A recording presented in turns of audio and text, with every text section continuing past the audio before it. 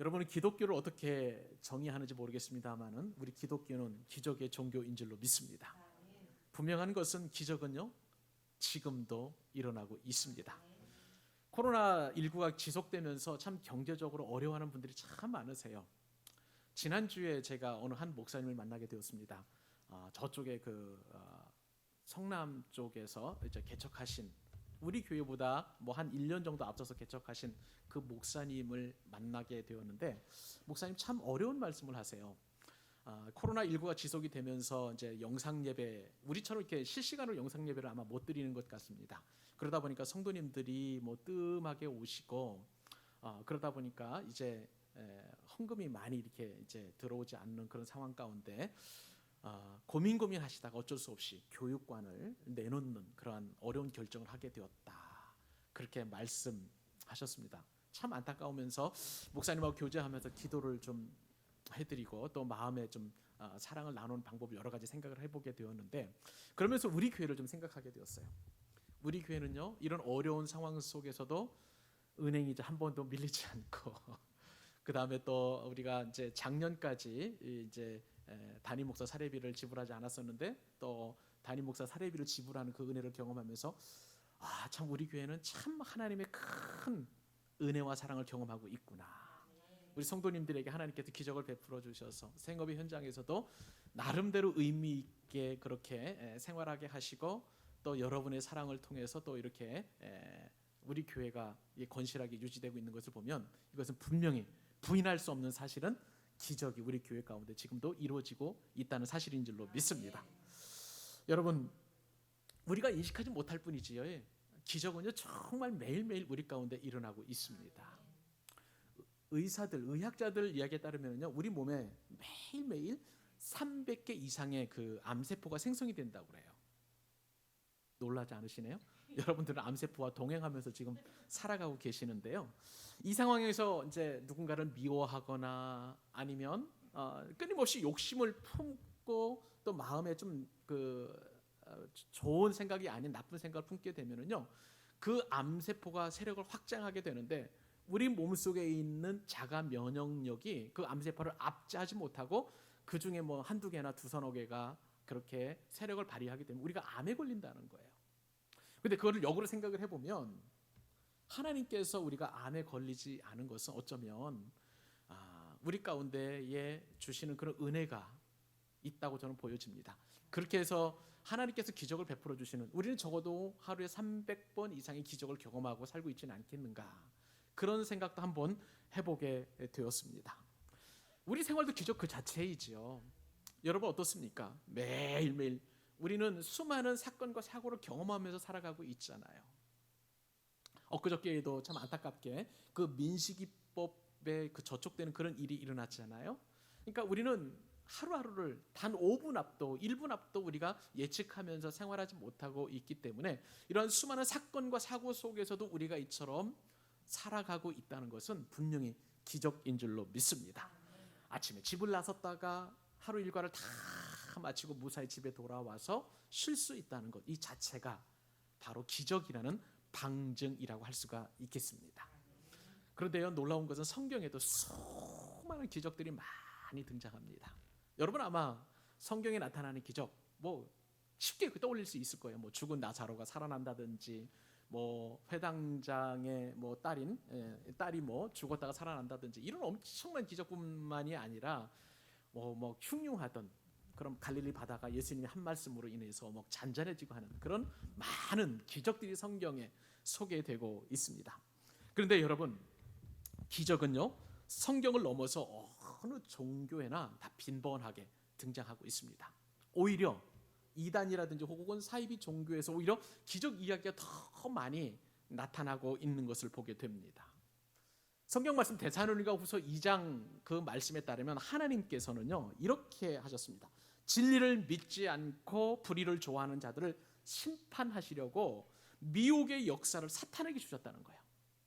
그러니까 그 미혹의 역사를 사탄이 주장하게 되는데, 때로는 사탄이 능력도 발휘하고 때로는 표적도 발휘하고 때로는 거짓 기적을 나타내어서 많은 사람들을 미혹하게 하는 그런 일을 했다고 성경에 그렇게 기록되어 있는 것이죠.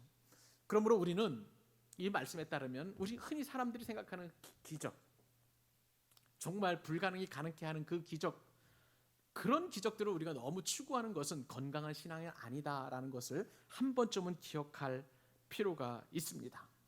여러분, 그래서 우리는요, 기적을 분별할 수 있는 지혜가 필요한 줄로 믿습니다.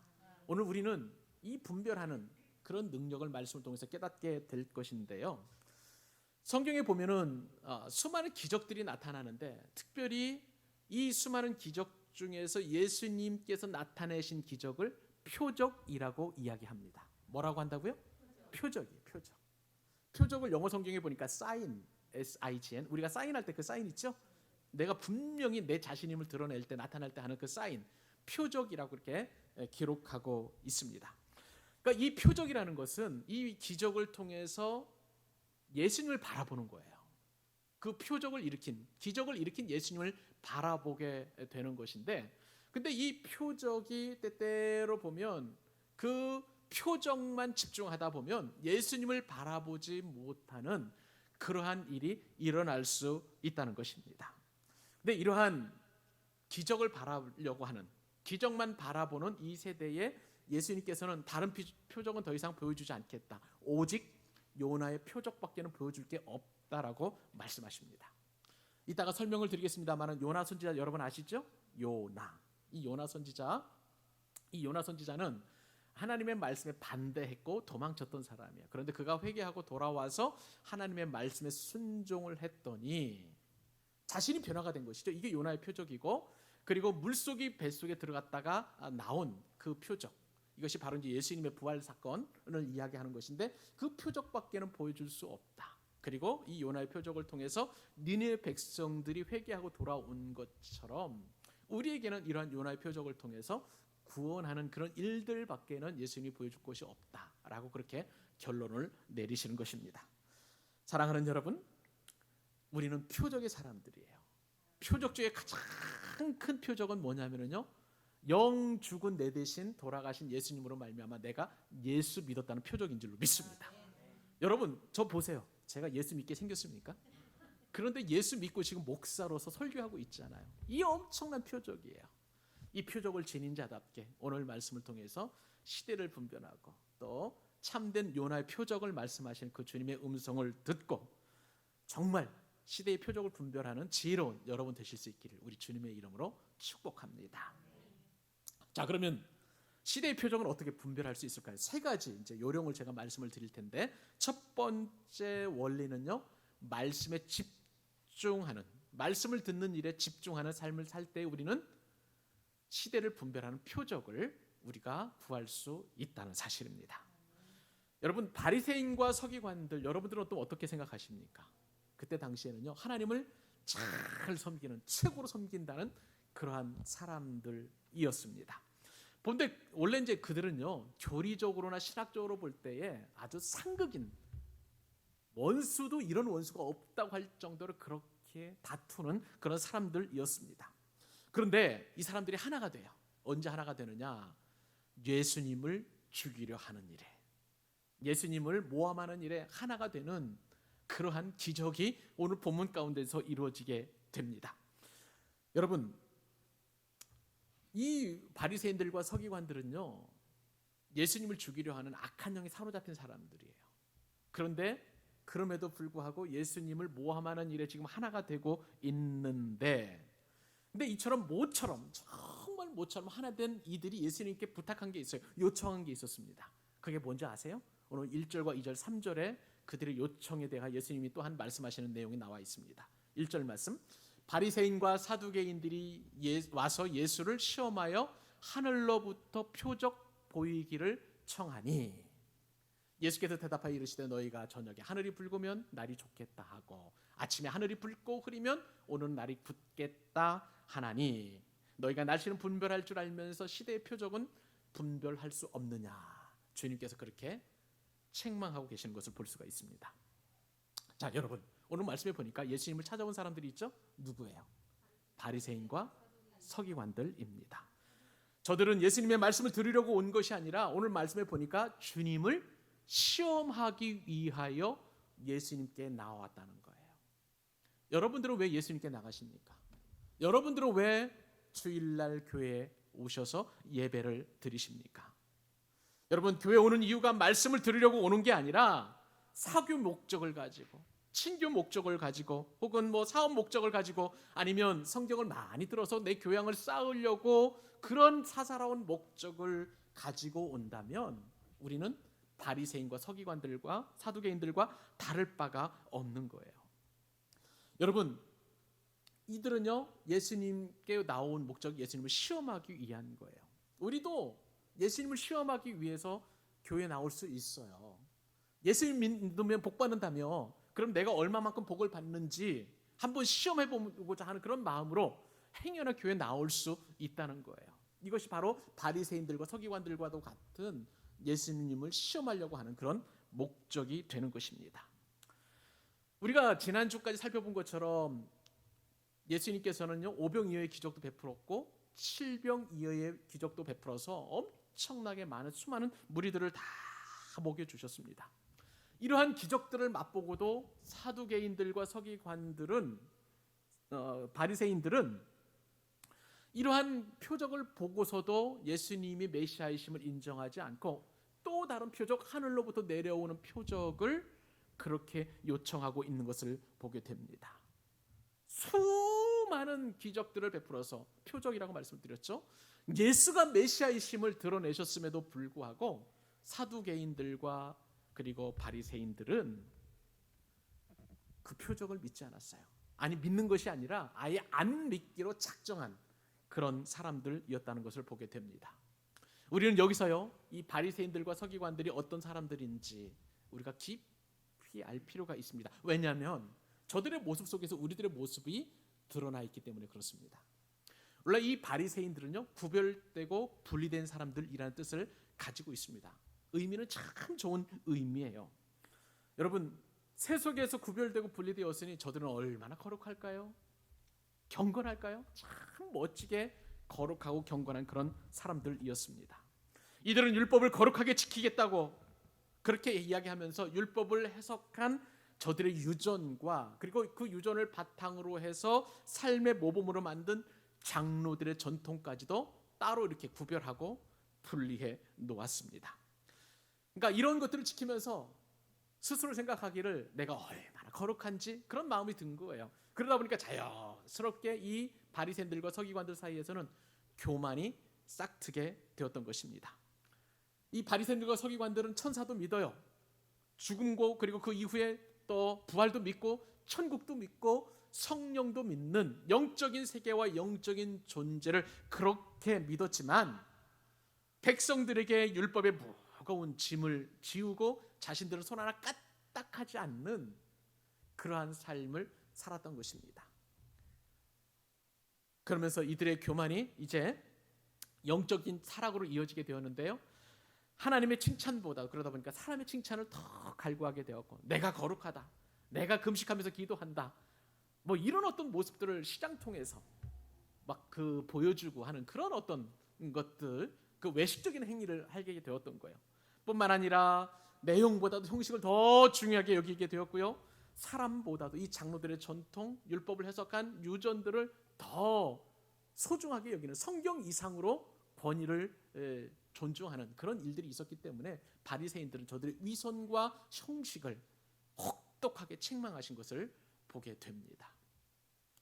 반면에 사두개인들은 또 어떤 사람들입니까? 사두개인들은요, 저 옛날에 다윗 임금 시대, 솔로몬 시대에 아주 훌륭한 제사장이 있었어요. 그 제사장이 누구냐면 사독이라는 그런 제사장이었습니다. 이 사독 집안은 대대로 이제 대제사장 역할을 감당하게 되었는데, 이제 남유다에서의 제사장 역할, 그 다음에 이제 바벨론 포로로 끌려가서도 그곳에서도 이제 제사장 역할, 그리고 이제 바벨론 포로에서 귀환하고 나서도 계속해서 제사장 역할을 하면서 많은 사람들에게 그렇게 이제 존경을 받게 되었습니다. 그런데 1000년 이상 동안 그렇게 세력을 유지하면서 이제 신구약 중간기로 들어가다 보면 이 사람들이 성전 제사를, 그리고 성전 집례를 완전히 이제 독점하다 보니까 거기서부터 점점 타락하기 시작하게 되었습니다. 자신들의 기득권, 사리 사욕을 위해서 이 교권을 이용하고 타락하는 그런 길로 접어들게 되었던 거예요. 쉽게 말하면요, 이 사람들은 종교 권력자들이었습니다. 종교 권력을 가지고 자신들이 사유사욕을 취하면서 영리를 취하고 그 다음에 권력을 취하고 하는 그런 일들이 계속되게 되었던 거예요. 왜 그럴까요? 이 세상이 너무 좋은 거야.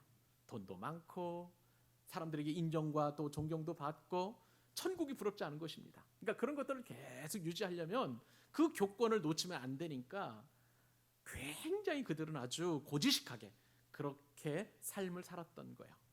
이 세상이 좋다 보니까 그들은 천국을 부인합니다. 부활도 부인합니다. 성경을요, 도덕 교과서 정도로만 생각을 하는 거예요. 영혼도 부정합니다. 초월적인 하나님도 부인하고 그리고 인간의 자유의지를 계속 강조하는 그런 삶을 살다 보니까 세속주의자예요. 그리고 합리주의자들입니다. 여러분, 제가 사두개인들을 생각을 해보면서 이 땅에서 제가 돈 없는 것이 얼마나 행복한지 너무 감사하더라고요. 이 땅에서 부유하고 그렇게 무탈하게 살아가는 것이 그들에게는 얼마나 큰 저주인가를 알게 되었습니다. 여러분, 우리에게 고난이 있어야 하나님의 은혜를 생각할 거 아니에요. 아멘. 네, 아멘이 잘 안 나오시죠? 고난 없었으면 좋겠는데 아니에요. 그렇지 않습니다. 여러분, 우리도요, 고난 없이 이 땅에서 정말 잘 먹고 잘 사고 호의호식하고 그렇게 살면 살수록 우리는 사두개인처럼 타락할 가능성이 오히려 사두개인들보다 더 많을 수도 있을 거예요. 여러분, 고난이 있어야 하나님의 은혜의 소중함을 알게 되고요, 고난이 있어야 우리가 구원의 기쁨도 알게 되고 천국을 소망하게 되는 줄로 믿습니다. 하지만 사두개인들은 이 땅에서 부귀영화를 누리면서 천년이고 만년이고 살고 지고 하는 그러한 꿈을 그들이 꾸었던 거예요. 예수님 당시의 기득권과 지식층들은 다 대부분 이처럼 사두개인이었고요, 그리고 그 속에 속한 것이 얼마나 큰 자랑거리였는지 모릅니다. 오늘날 우리 시대로 말하면은 하나님의 말씀인 진리보다도 큰 교회 가서 내가 편안하게 신앙생활하고 큰 집 좋아하고 큰 차 좋아하고 또 뭐 번영하고 번성하고 그리고 돈을 좋아하는 그런 어떤 사람들의 부류와 비슷할지도 모르겠다는 생각을 한번 해봅니다. 이렇게 사두개인들과 바리새인들은 서로 생각이 차이가 났으니 얼마나 서로 상극이었겠습니까? 사두개인은 바리새인을 향하여 광신자라고 모독을 했고요, 또 바리새인들은 사두개인들을 향해서 세상 때가 찌든 속물이라고 그렇게 비난을 하게 되었어요. 원수지간이죠. 견원지간이라고 할 수가 있겠습니다. 우리는 사독의 후손이 사두개인이 되고 율법을 잘 지키려는 저들이 바리새인으로 전락한 모습을 보면서 오히려 이 땅에서 장담한 일생이 아무도 없다는 것을 알게 됩니다. 평범하게 신앙생활하는 것이 그것이 바로 우리뿐만 아니라 우리 후손들에게 얼마나 큰 축복인지 우리는 성경의 교훈들을 통해서 알게 되는 것이죠. 근데 이러한 사두개인들과 바리새인들이 한 마음이 되었다고 그랬죠? 왜 한 마음이 되었습니까? 예수님을 시험하면서 하늘로부터 오는 표적을 구할 때에 저들은 한 마음 한 뜻이 되게 된 거예요.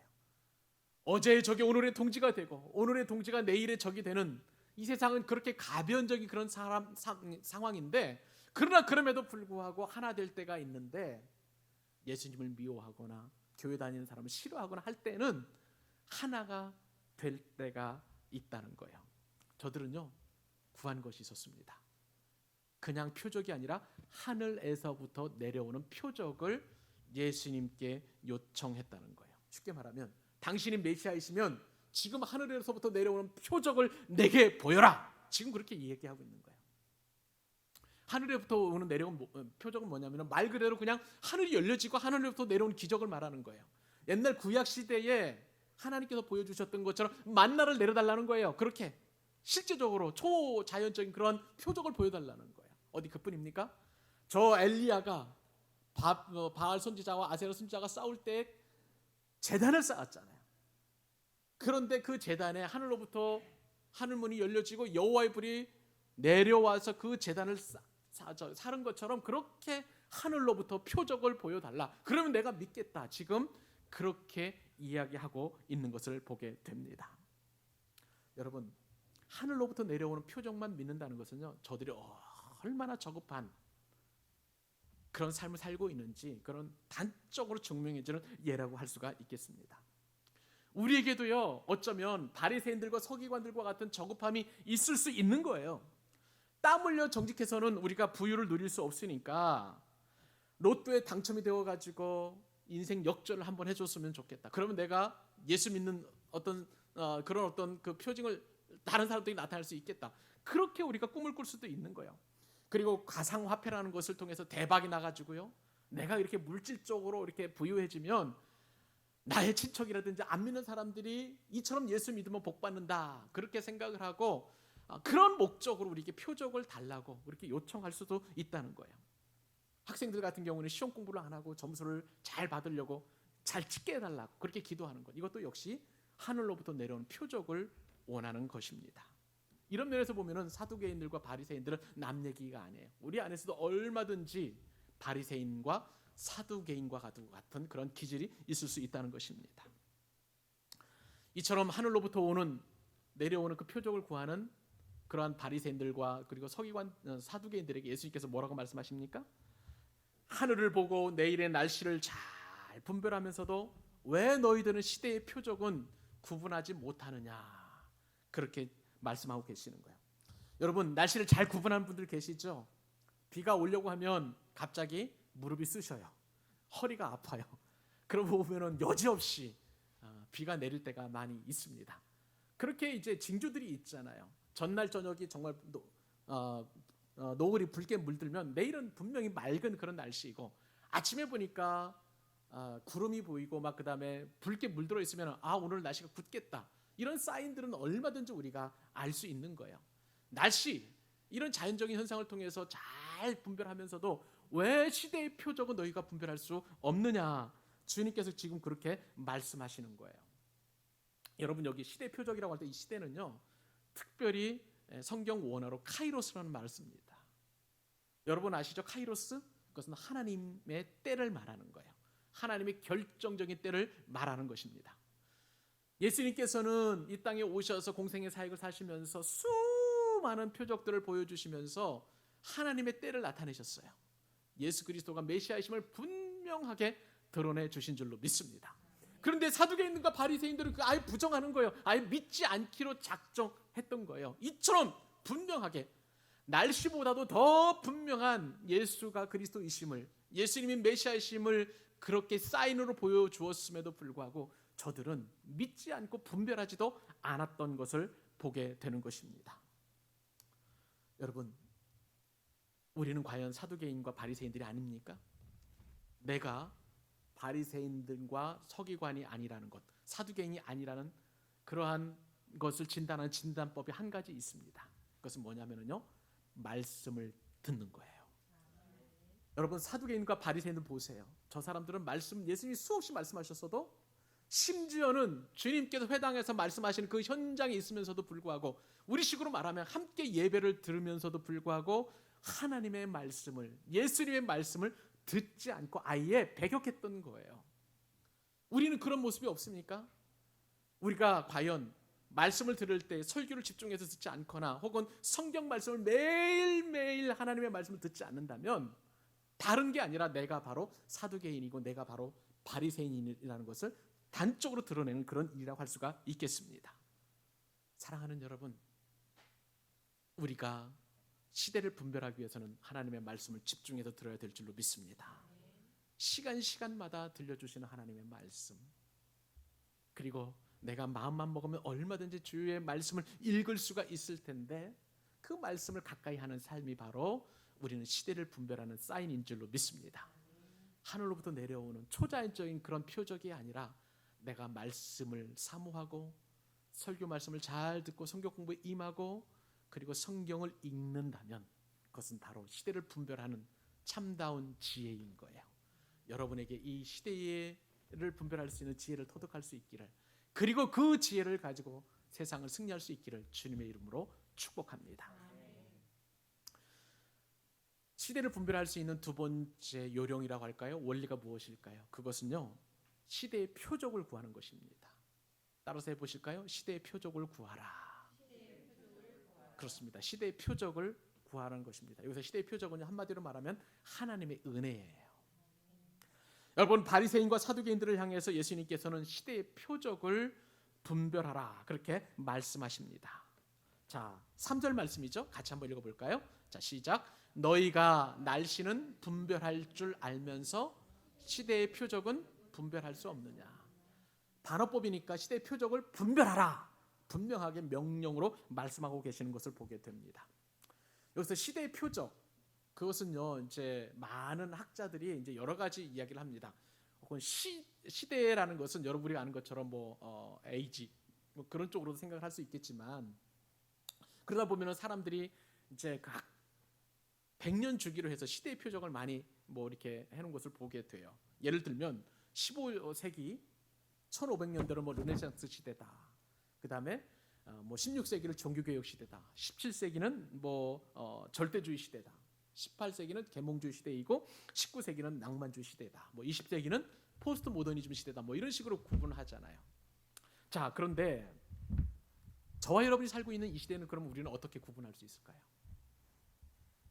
수많은 지식과 그 다음에 명망이 있는 학자들이 21세기를 정말 구분하기 쉽지 않습니다. 합니다. 왜냐하면 어떤 사람들은 위기의 시대다, 어떤 사람은 혼돈의 시대다, 어떤 사람은 분노의 시대다, 어떤 사람들은 후기 산업화 시대다. 각각의 신학자나 역사학자나 그 다음에 과학자나 의학자나 이런 사람들이 각각의 기준에 맞춰서 많은 얘기를 하는 거예요. 그만큼 우리가 사는 시대는 무질서하고 불합리하고 분노하고 불연속적이고 갈망하고 하는 그런 어떤 뭔가를 좀 특정할 수 없는 그런 시대를 저와 여러분이 살고 있다는 거예요. 그런데요, 이 가운데서도 한 가지 확실한 것은 있습니다. 모든 것이 다 불확실하다는 거예요. 우리는 지금 불확실성의 시대를 살아가고 있습니다. 이 불확실성의 시대 가운데에서 우리가 늘 깊이 생각해야 될 것은 뭐냐면요, 내가 어디로 가고 있는가 분별하는 거예요. 그리고 또한 내가 무엇을 위해서 살고 있는가, 이것을 분별해야만 하는 것입니다. 그렇지 않고 휩쓸려 가다 보면요, 내가 어디로 가는지, 내가 또 무엇을 위해 사는지 아무것도 모르는 거예요. 그러니까 사람들이 돈을 추구하니까 나도 돈 따라가고, 사람들이 건강을 추구하면 나도 건강을 따라, 사람들이 여가를 즐기면 나도 여가 따라가고, 중심을 잃어버리는 그런 삶을 살기에 딱 좋은 시대를 저와 여러분이 살고 있는 것입니다. 여러분, 이처럼 21세기 불확실성의 시대에 우리는 어디로 가야 합니까? 예수님께로 가야 될 줄로 믿습니다. 다른 것들은 다 불확실해도 예수님께서는 나의 구주이시고 영원한 구세주이심을 믿습니다. 이것은 세상이 흔들려도, 세상이 바뀌어도 변함이 없는 참된 진리인 거예요. 그러므로 우리는 예수님께로 가야 될 줄로 믿습니다. 그리고 우리는 무엇을 위해서 살아야 합니까? 돈을 위해서요? 자식을 위해서요? 아니에요. 우리는 영원한 내일을 위해서 살아야 될 줄로 믿습니다. 이 땅이 전부가 아니라는 사실, 영원한 미래, 저 영생을 위해서 우리는 삶의 목적을 두고 살아가야만 되는 것입니다. 많은 사람들이 이처럼 우리가 어디로 가며 무엇을 위해 살아야 될지 모르니까 자꾸 삶의 의미가 없어지고 우울증이 생기고 무의미해지고 하는 그러한 일들이 이루어지고 있는 거예요. 우리는 분명합니다. 예수님께로 가서 우리는 영생을 위해서 살아가야 될 줄로 믿습니다. 그러면 여러분, 이 상황에서 우리가 시대의 표적을 분별하라고 했는데, 그러면 시대의 표적은 무엇이에요? 말씀을 드린 대로 하나님의 은혜입니다. 하나님의 은혜예요. 우리는 하나님의 은혜 없이는 예수님께로 갈 수도 없고요, 하나님의 은혜 없이는 우리는 영원한 삶을 위해서 살아갈 수가 없는 거예요. 사두개인처럼 지금 이 땅을, 이 세상에서 잘 먹고 잘 살고 이곳에서 복락을 누리는 데에만 전념할 수밖에 없는 거예요. 그러므로 분명한 것, 시대를 분별하는 것은 하나님의 은혜를 사모하면서 주님께로 가서 그리고 영원한 삶을 준비하는 삶을 살아야 될 줄로 믿습니다. 예수님의 비유 말씀에 보면은 10처녀 비유가 나오잖아요. 그 중에 5처녀는 등불과 기름을 다 준비했고요, 5처녀는 등불만 준비하게 되었어요. 미래를 위해서 우리가 등불과 기름을 다 준비하는 것, 이것이 바로 시대를 분별하는 삶인 거예요. 하나님의 은혜를 통해서 이처럼 준비하는 삶, 그리고 예수님께로 가까이 하는 삶, 그 은혜를 누릴 수 있기를 주님의 이름으로 축복합니다. 마지막 한 가지 더 교훈을 살펴보도록 하십시다. 어떻게 우리는 시대를 분별할 수 있을까요? 요나의 표적을 사모해야 하는 것입니다. 할렐루야. 요나의 표적이에요. 하늘로부터 내려오는 표적을 구하는 바리새인들과 서기관들을 예수님이 책망하셨죠. 그런데 그 책망은요, 비단 바리새인들과 서기관들에게만 국한된 게 아니에요. 그 자리에 있었던 수많은 사람들에게도 다 똑같이 책망하신 주님의 말씀인 것입니다. 그리고 그들이 요청한 표적을 주님께서 보여주지 아니하시고 대신 예수님께서 장차 보여주마 하는 그런 표적이 있는 거예요. 그리고 나서 예수님께서 이제 그곳을 떠나시게 되는데, 자, 우리 4절 말씀을 읽으면서 예수님이 왜 떠나시게 되었는지 우리 깊이 생각해 볼 수 있기를 바랍니다. 자, 함께 읽습니다. 악하고 음란한 세대가 표적을 구하나 요나의 표적밖에는 보여줄 표적이 없느니라. 아멘. 하시고 그들을 떠나셨습니다. 여러분, 하늘로부터 오는 표적을 구하는 이 바리새인들과 사두개인들을 향하여 예수님께서 뭐라고 정의하셨냐면은 악하고 음란한 세대라고 그렇게 정의하시고 책망하셨습니다. 도대체 바리새인들과 서기관들이 어떤 존재들이길래 그들은 악하고 음란한 세대라고 그렇게 주님께서 말씀하셨을까요? 악하다라는 말은요, 그동안 예수님께서 메시아이심을 수없이 많은 표적들을 통해서 보여주셨음에도 불구하고 그것을 믿지 않았기 때문에 악하다라고 그렇게 주님께서 말씀하시는 거예요. 여러분, 말씀을 믿지 않는 것, 그것은 악한 그러한 특징입니다. 그리고 음란하다는 것은 무슨 뜻입니까? 음란하다는 것은 하나님보다 세상을 더 사랑하고 하나님의 영광보다도 자기 영광을 더 나타날 때 주님께서는 음란하다고 말씀하시는 거예요. 성경에서 보면 구약이나 신약이나 보면 하나님보다 더 사랑하는 그것을 음란하다고 이렇게 표현하고 있는 것을 보게 됩니다. 여러분, 호세아 선지자의 그 글을 읽다 보면, 말씀을 읽다 보면 여러분들 아시잖아요. 호세아 선지자 고멜이라는 아내가 있었어요. 근데 이 고멜은 자식을 낳았음에도 불구하고, 호세아와 결혼해서 자식을 낳았음에도 불구하고 다른 남자를 찾아가요. 이스라엘이 지금 그렇다는 거예요. 호세아 선지자를 통해서 그 음란한 것을 주님께서는 고발하셨는데, 마찬가지로 오늘날 우리 이 땅에서도 우리가 하나님보다 더 사랑하는 것이 있다면, 그것이 내 건강이든 그것이 재물이든 내 자식이든 그것이 하나님보다 무엇이든지 더 사랑하는 것이 있다면 그것을 음란하다, 주님께서 말씀하고 계시는 거예요. 여러분, 바리새인들과 서기관들은요, 예수님이 보시기에 원수라고 말씀하셨습니다. 사단의 자식들이라고 말씀하셨는데, 우리도 예수님과 원수되는 길이 그리 어렵지 않아요. 왜냐하면 딱 하나예요. 예수님과 원수되는 길은요, 예수님보다도 세상을 사랑하면 그것은 음란한 세대이고 또한 간음한 여인이 되는 것입니다. 야고보서 4장 4절 말씀 보실래요? 성경 말씀에 이렇게 기록되어 있습니다. 간음한 여인들아, 세상과 벗된 것이 하나님과 원수됨을 알지 못하느냐. 세상의 친구 되면 바로 예수님의 원수가 되는 것이고, 그리고 그것은 음란한 여인이라는 거예요. 그런즉 누구든지 세상과 벗이 되고자 하는 자는 스스로 하나님과 원수 되는 것이라. 저와 여러분은요, 절대 하나님과 원수 되어서는 아니 되는 줄로 믿습니다. 우리는 늘 그런 경각심을 갖고 살아가야만 되는 거예요. 그러한 음란한 바리새인들과 서기관들을 향하여, 악하고 음란한 그 세대들을 향하여 예수님께서는 요나의 표적밖에는 보여주지 않겠다 말씀하셨어요. 여러분, 요나 아까 말씀을 드렸죠. 소선지자입니다. 하나님께서 요나를 부르셔가지고 이방 민족 니느웨 백성들을 회개케 해서 하나님의 백성이 되기를 원하셨어요. 그런데 요나는 그게 싫었어요. 아무리 하나님이라 할지라도 저 지옥의 땔감밖에 안 되는 저 니느웨 백성들, 이방인들을 구원하라, 회개하라는 말씀을 전하라, 말도 안 되는 거예요. 요나 입장에서 보면. 그래가지고 니느웨로 가는 대신 다시스로 내려가는 그 배들을 타고 반대편으로 갔어요. 그때에 바다가 흉흉하고 큰 물결이니까 이제 배가 뒤집힐 위기에 빠지게 되었죠. 그 선창 밑에 맨 밑에 가서 잠자고 있었던 요나가 그 상황을 알게 되었고, 나 때문에 이처럼 풍랑을 만나게 된 것을 알고 나를 던지라, 바다에 던지라 얘기했어요. 바다에 빠진 요나는 큰 물고기 뱃속에서 사흘 동안 머물다가 토해물 받고 이제 하나님의 말씀에 순종해서 니느웨로 가서 회개하라고 말씀을 전했습니다. 이것이 표적이라는 거예요. 그러면 여러분, 이 표적이 도대체 무슨 말씀인가요?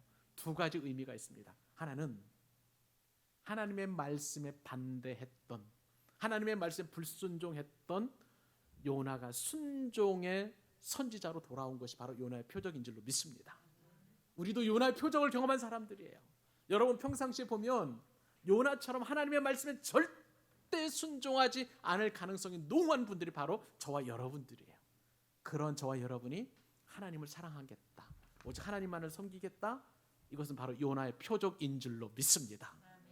그리고 이 요나의 표적은 물속이 뱃속에 들어갔다가 사흘 만에 나온 것처럼 예수님께서도 십자가에 못 박혀 죽으시고 저 음부에 가셨다가 사흘 만에 부활하신 것을 말씀하시는 거예요. 이것은 바로 예수님의 부활, 요나의 표적인 줄로 믿습니다.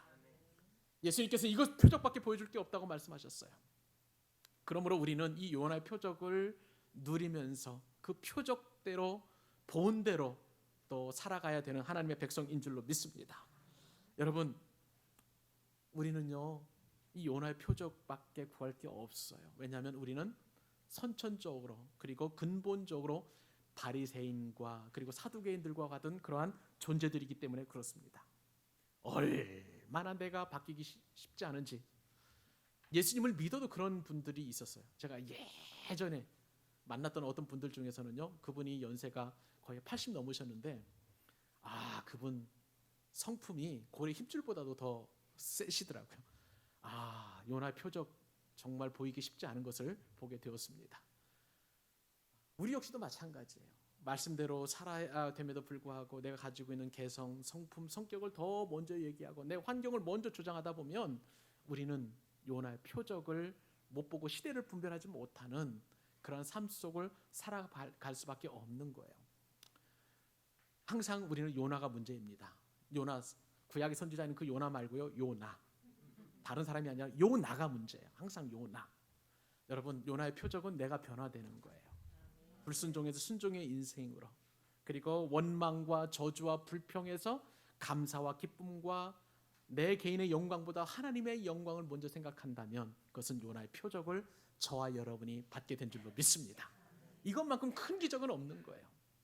이 요나의 표적을 경험한 사람은요, 이 땅에서 어렵고 힘들고 고난을 당한다 할지라도 저 영원한 미래에 내게 주어질 상급과 그리고 이렇게 살면 반드시 승리한다는, 하나님 나와 함께 하신다는 그 믿음으로 인하여 우리는 넉넉하게 승리하게 되는 거예요. 더 이상 내 앞에 드리워진 그 상황이 문제가 되지 않고, 내 앞에 드리워진 고난이 문제가 되지 않고, 내가 설령 실패하고 좌절하고 낭망하고 넘어진다고 할지라도 그것은 더 이상 문제가 되지 않게 되는 줄로 믿습니다. 끊임없이 우리는 요나의 표적을 구하며 살아가야만 되는 거예요. 우리의 삶의 터전은 이곳이 아닙니다. 저 영원한 천국입니다. 그때에 주실 놀라운 은총과 은혜를 생각하면서 기쁨으로 우리가 승리했으면 참 좋겠습니다. 말씀을 맺습니다. 예수님이 우리에게 보여주신 시대의 표적은 바로 죄사함의 표적이에요. 영생의 표적입니다. 구원입니다. 천국입니다. 성령입니다. 그리고 그 놀라운 표적을 교회에서 경험하게 하셨어요. 하나님께서 허락하신 이 교회는 너무 귀한 곳이고 요나의 표적의 현장인 줄로 믿습니다. 세상에서 열심히 여러분들은 일하시고 수고하시고 애쓰시고 사명을 감당하시다 교회에 오시면 여러분 말씀을 통해서 재충전 받으셔야 돼요. 기쁨이 충만해지셔야 되는 거예요. 감사가 넘쳐나야 될 줄로 믿습니다.